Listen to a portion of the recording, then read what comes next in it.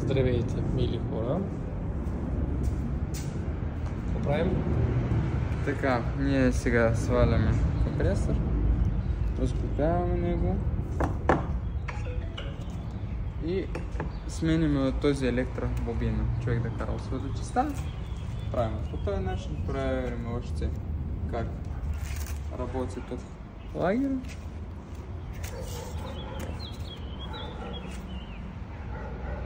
Има малък шум, но в принцип изобщо не е толкова страшно. Сега провериме като тая частта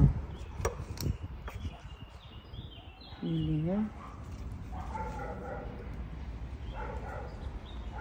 Мисля, че да. Затова сваляме и гледаме.